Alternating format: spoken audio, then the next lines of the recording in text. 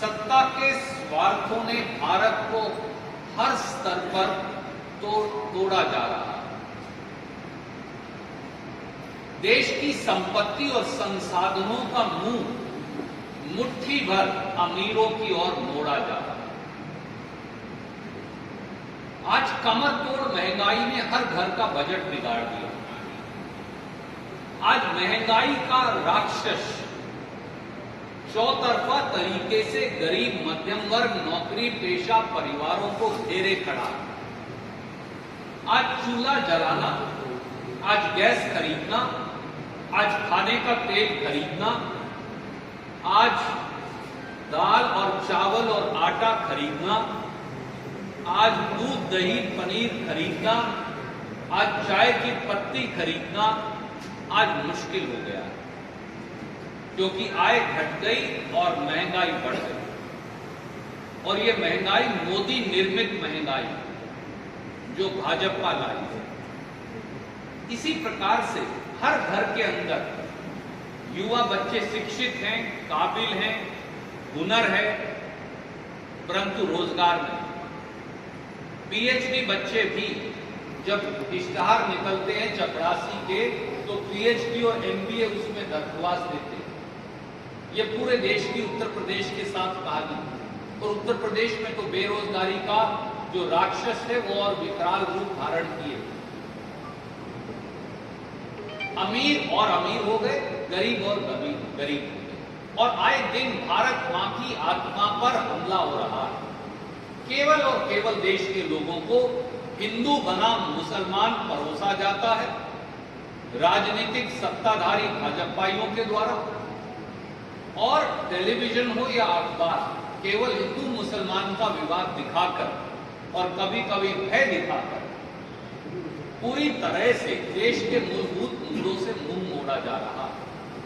भारत मां की आत्मा लहूलुहान है। इसीलिए राहुल गांधी जी के नेतृत्व में एक बार फिर महात्मा गांधी ने लड़ाई लड़ी थी अंग्रेजों के खिलाफ। जब सारे संसाधन अंग्रेज ने इकट्ठा कर वो ब्रिटेन लेकर चले गए थे, एक बार फिर सारे संसाधन 2 या 3 मित्रों की जेब में देश को बेचा जा रहा है और 2 या 3 मित्रों की जेब में डाल दिया गया। और भारत मां की आत्मा लहूलुहान।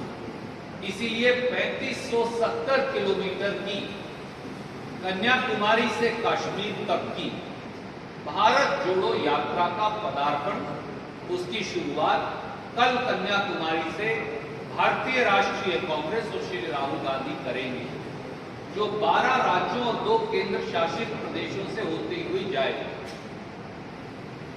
सवाल यह है कि भारत जोड़ो क्यों? उसके कुछ पहलू हैं जिन पर मैं बहुत संक्षिप्त में आपसे चर्चा करूं। बेरोजगारी से नाता तोड़ो, भारत जोड़ो। 45 साल की भीषणतम बेरोजगारी देश में। वैसे तो सरकार कहेगी कि ये 8.1% है, जो अपने आप में पिछले 50 साल में शायद सबसे ज्यादा है। पर नौजवानों के लिए बेरोजगारी जो है वो 25 से 30% है। क्यों? इसी भारत सरकार के आंकड़े और centre for monitoring of Indian economy, जो इंडियन इंडिपेंडेंट एजेंसी है, वो ये बताती है कि 15 से 19 साल के युवाओं के बीच बेरोजगारी की दर 80% है। 20 से 24 साल के युवा जो सबसे प्रोडक्टिव हैं, उनके अंदर बेरोजगारी की दर आज देश में 48% है। और 25 से 29 साल के युवाओं में बेरोजगारी की दर 15.5% है। और अगर आप महिला हैं, पुरुष नहीं है, तो ये दर और गंभीर है। 15 से 19 साल की महिलाओं में ये 95% है, 20 से 24 साल की महिलाओं में 80% है और 25 से 29 साल की महिलाओं में 49%। जिस देश में बेरोजगारी की दर सबसे नौजवान काम करने वाले हाथों में 48% से 80% हो, वो देश कैसे चल पाएगा? और उस बेरोजगारी के पायदान में आंकड़े छुपाकर भी उत्तर प्रदेश सबसे पहले पायदान पर है। इसीलिए भाजपा निर्मित बेरोजगारी तोड़ो, भारत भारत जोड़ो। रोजगार कहां से आएगा, टैक्स कहां से आएगा, रेवेन्यू कहां से आएगा, उद्योग धंधे से आएगा। उद्योग मन, व्यापार बंद का द्वंद्व छोड़ो, भारत जोड़ो।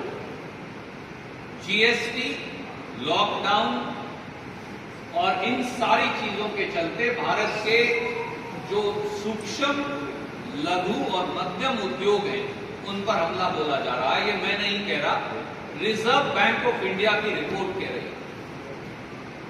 और सच्चाई ये है कि ये जो छोटे छोटे और लघु उद्योग हैं इनका हिस्सा देश की मैन्युफैक्चरिंग में 30% है, मैन्युफैक्चरिंग आउटपुट में 45% है और निर्यात में 40% है।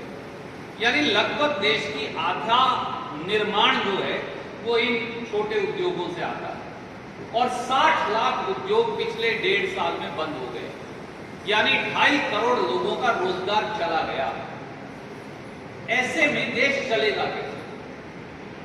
और तीसरा पहलू जो इससे जुड़ा है, अमीर और गरीब की खाई तोड़ो, भारत जोड़ो। अगर आप देखें तो अपने आप में आंकड़े चौंकाने वाले। 84% घरों की आय तो कम हो गई, पर 142 सबसे अमीर भारतीयों की आय 30 लाख करोड़ बढ़ गई। एक साल में 142 भारतीय सबसे अमीर गन्ना सेठों की आय 30 लाख करोड़ बढ़ी, पर आपके दर्शकों, पाठकों की आय 84% घरों की कम हो। और यही नहीं, ये तो एक छोटी सी बात है। मोदी जी के एक मित्र हैं जिनको आप जानते हैं, जो उनकी गोदी में और वो उनकी गोदी में रहते हैं। वो दुनिया के तीसरे सबसे अमीर आदमी बन गए। उनकी आय तो 1000 करोड़ रुपया हर रोज बढ़ती है, परंतु इस देश के मध्यम वर्ग, नौकरी पेशा, गरीब, मजदूर, किसान, दलित, पिछड़ों की आय क्यों नहीं बढ़ रही? ग्लोबल हंगर इंडेक्स यानी भूखमरी में आज भारत पाकिस्तान और बांग्लादेश से भी पीछे चला गया। ये मैं नहीं कह रहा, ये उनकी रिपोर्ट कह रही है। 116 देशों में हम 101वें नंबर पर हैं भूखमरी। देश आज यहां पहुंच गया कि ज्यादातर लोग अगर फ्री राशन मिले तो जिंदगी जी सकते हैं, नहीं तो जिंदगी जीना दूभर है। जो व्यक्तियों में असमानता है, विश्व असमानता रिपोर्ट आई, उसने बताया कि इस देश की 57% आय, पैसा केवल इस देश के 10% लोगों के पास है। जिस देश का 57-60% पैसा केवल 10% लोगों के पास हो, वो देश कैसे चलेगा? और देश के आधी आबादी के पास केवल 13% पैसा। यानी अगर कुल आबादी 140 करोड़ है तो 70 करोड़ के पास केवल 13% पैसा है। लोगों की जिंदगी चलेगी कैसे? इसीलिए अमीर और गरीब की खाई को तोड़ो, भारत जोड़ो। एक और मैं आपके समक्ष रखना चाहूंगा। इस देश में जो 70 साल में बनाया उत्सव की लूट मची थी, भाजपा भारत बेचो अभियान पर लगी। देश के लोग तो कहने भी लगे हैं कि बढ़ रही है असमानता की खाई और बैंक का माल लूटकर ले गए सत्ता के जमाई। ये अगर खड़ी बोली में उत्तर प्रदेश, हरियाणा की कहूं तो अब लोग ये कहते हैं।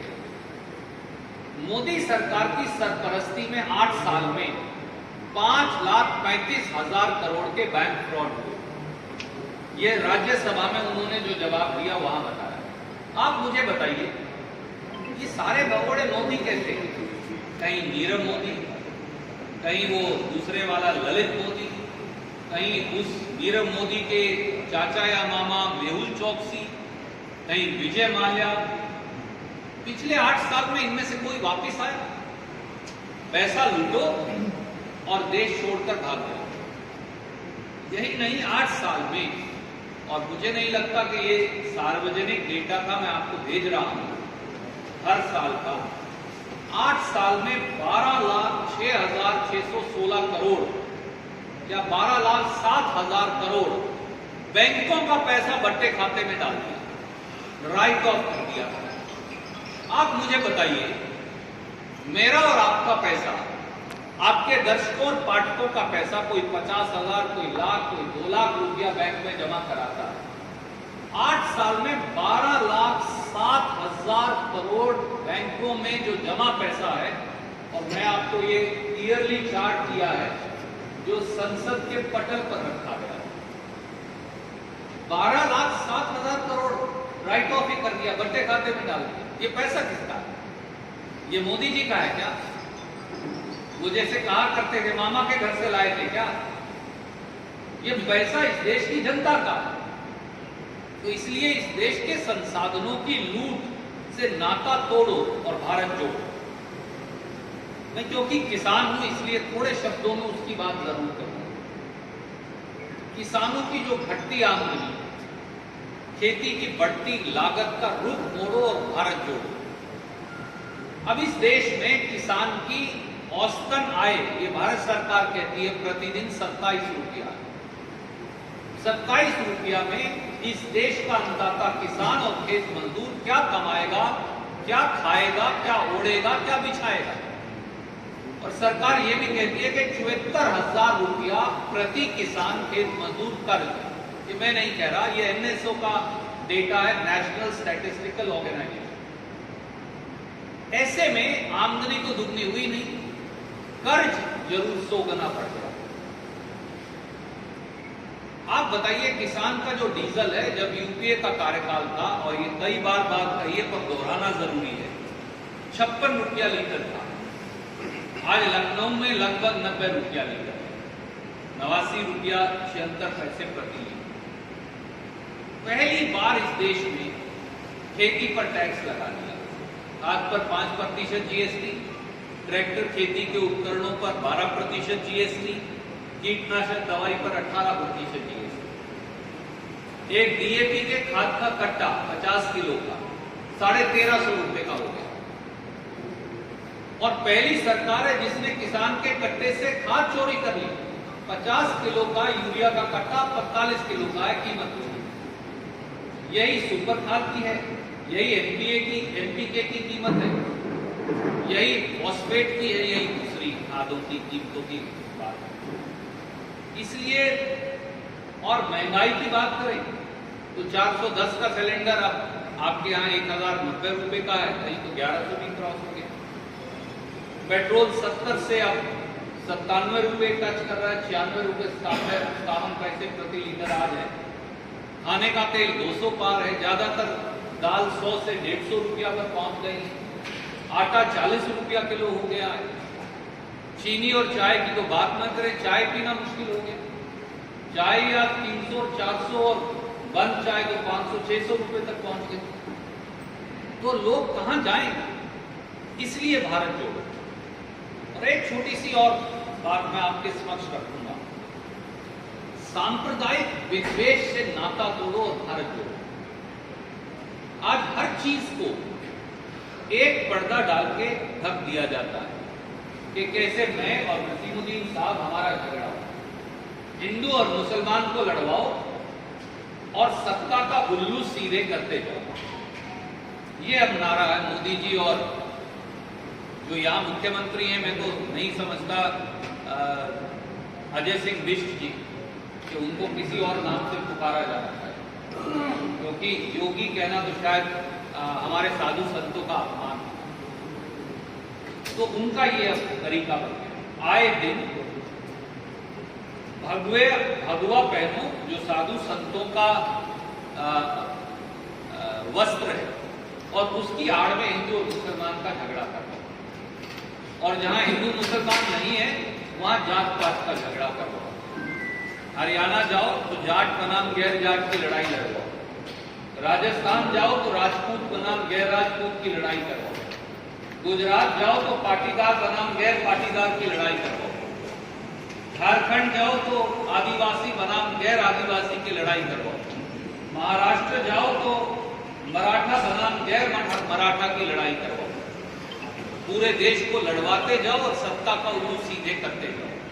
किसी को सोचने मत दो कि वो क्या करे।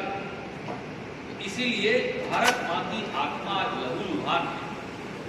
इसलिए हमने ये निर्णय किया कि एक नया जन आंदोलन फिर शुरुआत करने की आवश्यकता है, जो प्रजातंत्र की गगनचुंबी ऊंचाइयों तक पहुंच पाएगा और तोड़ने की संस्कृति को तपती धूप में जोड़ने की मनोवृत्ति की शीतल छाया पहुंचाएगा।